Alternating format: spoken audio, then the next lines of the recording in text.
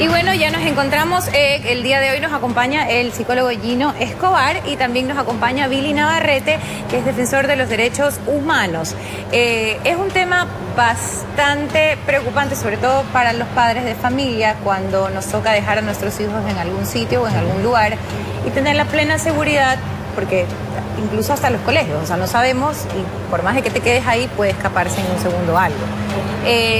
La pregunta del día de hoy, si ustedes creen que la cadena perpetua, pese a que no existe en el Ecuador, porque reculo a mis palabras anteriores, ¿creen que sería la forma de detener al abuso del menor? Gino. El plantear una sanción ejemplarizadora en países latinoamericanos, creemos que wow, la gente se va a asustar y va a dejar de hacerlo. En el caso del abuso sexual y la violencia sexual, está demostrado que no funciona así. Ni siquiera la pena de muerte o la castración física ha hecho que en países europeos o americanos reduzca el nivel de abuso sexual. No han tenido buenos resultados. resultados. Así es, porque tiene que ver con otros componentes. Entonces, mal haríamos nosotros en decir la cadena perpetua para el abusador sexual. El nivel de indignación es hasta la eternidad, porque estamos diseñados para proteger a los niños y niñas y resulta que nosotros mismos, los adultos, a veces somos los agresores de carácter sexual, violentamos. Una cosa es la acción y otra es que la sanción pueda resarcir el daño. Sexualmente hay otros factores que se tienen que manejar, pero esta propuesta, que de pronto es legal, no va a resultar, y esto lo digo categóricamente, porque no es que va a funcionar. Si le ponemos cadena perpetua, el sujeto guardado deja de hacerlo, pero eso no ha cambiado la dinámica que generó que el sujeto no aprenda a autogobernar sus impulsos sexuales y otras personas... No quita el deseo, el hecho de que estés encerrado. Pero es que ahí sanciona pero ¿no creen que estando encerrado de pronto dejaría de hacer daño en este caso? Pero es que lo mismo sería si lo castra. El detalle es que ese sujeto secuestrado dentro de una cárcel, automáticamente tú dices, matas al perro, matas la rabia. Pero eso no quiere decir que el síntoma social que lleva a que la gente no autogobierne sus emociones sobre su sexualidad deje de ocurrir. Pero o sea, yo creía que para pensar en una castración, yo creo que obviamente el derecho natural del hombre es inalienable y la verdad la Constitución defiende pues el derecho a la vida. Sí. Y en este caso pues una castración sería atentar, lamentablemente, aunque lo veamos un poco injusto, es atentar contra el derecho de un ser humano. Yo creo que mejor sería a la integridad. Pero es que la castración química pero es que la castración física, por eso te decía que ninguna de esas da resultado.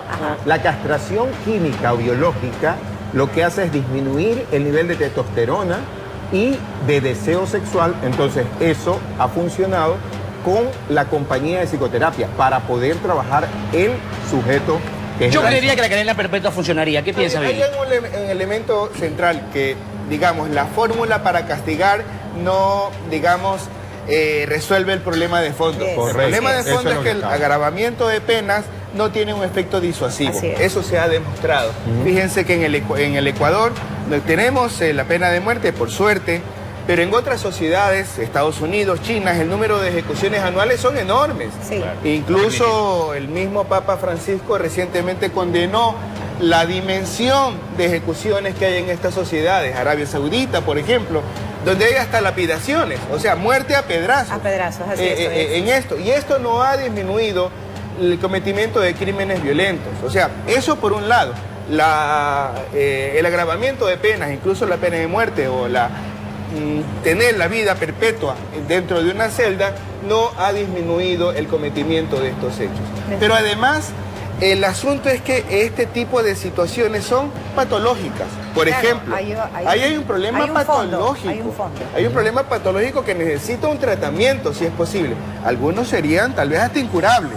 Pero si estamos hablando de una sociedad que reconoce la humanidad y quiere construir una vida digna para todos, incluyendo a los que se portan mal, ¿no? Debe de tener un procedimiento para una incluso sanción ellos. Y un proceso de rehabilitación. Claro, porque al fin y al cabo lo que estamos ahí generando es una rehabilitación. Que ese tiene que ser el propósito fundamental de una prisión. La pregunta sería si estamos preparados para este tipo de tratamiento para que las personas puedan de una u otra manera pues regular este comportamiento. La pregunta te está diciendo que no porque estás queriendo ir a encerrar a alguien porque no sabes. No, me refiero si existiría o estamos preparados aquí en el Ecuador para brindar ese tipo de tratamiento del que estamos hablando. Los procesos judiciales están lejos de ser justos en términos generales. Y en el tema sexual tienes un problema más grave, que el abuso sexual tiene una connotación y la violencia sexual es otra. O sea, son parecidas, suenan muy similares, pero no son lo mismo. No llegan a ser ni siquiera sinónimos. Claro, entonces el abusador sexual viene más favorecido por una dinámica social que hay que trabajar el problema de fondo y no de forma. Probablemente el violentador, que ya es una persona con una patología más agravada, sí puede ser un tratamiento punitivo un poco más grave, pero acompañado de un sistema de rehabilitación. Pero el abuso sexual no puede ser castigado con una sanción permanente de por vida si tú no trabajas una rehabilitación del sujeto y de su entorno. Antes de que sigamos con el tema, queremos mostrarles unas encuestas que se hicieron en la calle también justo referente a este tema, porque muchos de nosotros tampoco no conocemos la forma de hacer y si en algún momento aparece dentro de nuestra ley y nos toca votar por esto, no sabemos qué hacer con esta información, pero veamos lo que dice.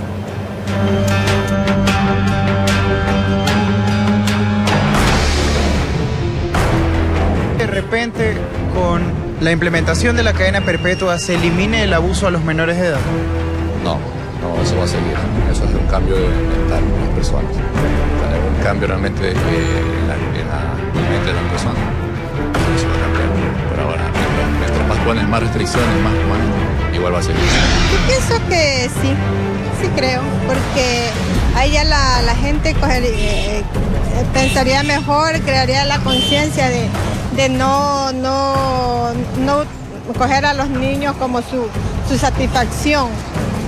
Entonces para mí sí está bien. ¿Sabe con quién dejar ni a los niños? Ya ni con la propia familia se puede confiar en los niños. Ya no, nada. Bueno, si eso sería una gran situación para resolver este asunto, que ojalá que esa gente tenga ya miedo y temor para no hacer esas cosas a los niños. Sí, en efecto, se volvería mucho, menos flexible, sería mucho más fuerte y se lo tomarían más en serio, la verdad. Es algo que se está necesitando en el país porque está como que muy blandita la ley. Sí, yo creo que sí. Igual hay, dependiendo, porque en este mundo habemos de todo. Y hay personas que tienen el demonio adentro y no están viendo nada y no les importa si viven, mueren. Lo que les interesa es satisfacer sus necesidades. Para un poco, pero igual van a seguir haciendo van a salir o van a seguir dándose muchos pasos igual a la vez. Pero va a seguir. O sea, a pesar de las consecuencias, ¿usted cree que esa gente no ve nada? No, hay mucha maldad en este mundo y eso va a seguir. ¿Cree que a lo mejor pare un poco? Eso sí, frenaría un poco la maldad, pero de que va a seguir, mientras sea mundo. Y la verdad, las leyes aquí en nuestro país son demasiado suaves, no tienen fuerza, porque imagínate, en otras partes como Estados Unidos, el abuso a menores es condenado a muerte, cadena perpetua, y muchas veces pues las personas sí tienen como que atenerse un poco a pensar a la muerte. Bueno, nosotros estábamos que conversábamos mientras veíamos las encuestas. Opiniones bastante compartidas, ¿no? Y variadas también, ¿no? De lo que Pero mira que la encuesta parecería que la gente no está de acuerdo, porque efectivamente lo que dijo la señora al final, o sea, este es un problema que ella le atribuye, que hay maldad en la humanidad. Efectivamente hay gente que al no saber manejar su esquema de manejo sexual, y los que proponen también las leyes en la desesperación por tratar de complacer a otras personas, sabemos que eso no va a solucionar el tema macro, porque como bien lo conversamos aquí, si los violentadores están en más de un 60 al 70% dentro de casa, y la sanción es doble, porque si es papá o padrastro o alguien muy vinculado efectivamente, lo metes de por vida, lo detienes preso, pero no cambias la dinámica social sobre la sexualidad, la revictimización es doble porque genera culpa en el niño o la niña que cree que de por vida manda a un ser humano que ama allá. Entonces hay que tomar en consideración. Gino, pero además el hecho de que el mayor problema como escenario de violencia en el Ecuador es los hogares, nuestras familias. Sí. En este tema, pero actualmente en el Ecuador, ustedes conocedores del tema, ¿cuál creen que sería la solución para justamente el abuso sexual a menores? O sea, ¿cuál creen la reforma desde su dentro punto de de vista? Porque de alguna u otra manera, o sea, hay que ser práctico, ¿no? Hay que tratar de siempre buscarle una solución a este problema. Claro. Más allá de hablar de que si de pronto pues es un problema social, lo tenemos en la casa, ¿cuál sería la solución? ¿O qué aconsejarían ustedes a las amas de casa? No, también psicológicamente, ¿no? Pero yo tengo psicológicamente desde el punto de vista como experto en sexualidades. La castración química acompañada del proceso ¿Esa sería una psicoterapéutico. solución de... Esa es la solución legal, porque tendría que introducirse un proyecto de ley, porque antes de empezar... Que se permita. Tiene que haber y es que tiene que haber un seguimiento de un médico, psiquiatra, neurólogo, porque esa persona no es que solamente se convirtió en abusador de la noche a la mañana, tiene que manejar el entorno. A las víctimas de abuso sexual, porque en la sanción hay gente que también fue abusada en algún momento. Claro, porque ahí tienes un doble conflicto, porque las personas, no todos, pero en un número más o menos el que fue lastimado promedio, necesita ha lastimar a sido otro. victimado y luego se convierte en victimario. Entonces hay que trabajar un proceso doble. Gino, pero eso es reversible, esa sanción puede ser reversible. Claro, por supuesto, es que eso solamente dura el tiempo que está la sanción. Luego, si pasas el proceso psicoterapéutico, haces una evaluación, la persona se hizo cargo de su gestión sexual, él continúa con su sexualidad, no es que es castrado de por vida. Porque claro, eso es medieval, ¿no? Lo habíamos... O sea, yo lo entendía, yo lo veía desde el punto de hablar de castración, yo hablaba desmembración de pronto. Es que tú puedes estar castrado mentalmente también. Es lo mismo que hacen, no sé si ustedes han visto, las píldoras anticonceptivas que le daban a las mujeres, las castraban metafóricamente porque llega un momento que muchas y eso está quedaban científicamente comprobado. estériles. Que Muchas quedaban ese tipo de estériles. castración... Es que claro, porque bajan los niveles de los andrógenos que generan la libido o el deseo sexual, y en ese momento puedes trabajar tu proceso terapéutico y vas resignificando el infantilismo, la puerilidad sexual que tienes para llevar eso. Ahora, ¿qué aconsejarían, por ejemplo, a las amas de casa que en este caso salen a trabajar, que de alguna u otra manera tienen muchas ocupaciones y les toca dejar a sus hijos en casa con el tío, con los primos, con los hermanitos? Hay indicativos grandes. Tiene que haber algún indicativo, Claro, porque hay que trabajar la prevención. Si bien es cierto, esta es una solución la que nos da Gino en cuanto a ya tener un proceso judicial y una persona sentenciada. Yo reemplazaría la pena cadena perpetua por un método técnico-científico, pero que necesita... Que vaya acompañado de una sanción, obviamente. Tú no puedes ir de una a sancionar, sino hacer un problema primero de prevención. De prevención. Y ahí yo creo que una medida indispensable es dotar a los chicos de sus derechos a propósito de que nadie lo puede tocar. Eso es importante. Nadie lo puede tocar y si alguien le toca, tiene que decirlo. Tiene que decirlo. O sea, desde chiquito decirle a los niños en casa, nadie puede tocar su cuerpo. Estos son mitos que hemos venido cultivando en casa y que para nada ayudan, más bien siembran impunidad. Sí, hemos visto en algunas... Bueno, nosotros como programa hemos ido varias veces a múltiples fundaciones. Entre estas fundaciones nos encontramos con algunos casos, y en esta ocasión que a mí me chocó muchísimo, que era un padrastro que de hecho había violado a la niña. Y la niña la habían botado de la casa y vivía en la fundación, y su mamá solo la iba a ver, pero no la recibía porque había sido culpa de la niña. Entonces hay un cambio cultural que hay que hacer, hay una campaña muy grande, el tiempo siempre nos queda corto, pero la verdad...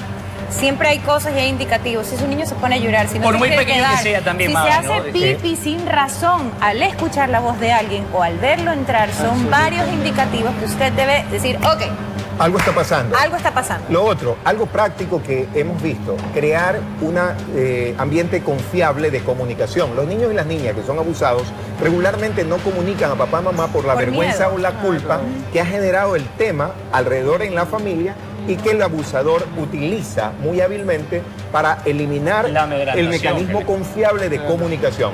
Construyamos escenarios confiables en casa en donde nosotros aprendamos a hacer creíble el mensaje del niño o la niña y no a desvalidar, porque invalidamos el mensaje y decimos, no, tú no estás mintiendo. Entonces los niños no mienten porque les da la gana de mentir, sino porque tienen miedo a ser sancionados. Y es muy difícil que mientan con ese tipo de cosas que no han experimentado antes. En todo caso, para cerrar el tema, aparte de agradecerles como conclusión de este tema importantísimo Aquí nos podemos quedar a todo el los día. padres y sobre todo a las madres, pues estar pendientes de esos indicativos que Así saben es. dar los niños que pueden estar siendo sujetos de Qué bueno abuso. que ustedes en esta audiencia que tienen hablen del tema. Muchísimas gracias por Un tema acompañarnos. que nos interesa muchísimo. Importantísimo. Gracias a ustedes por estar aquí y por impartirnos ese conocimiento y haber llegado a esta importante conclusión.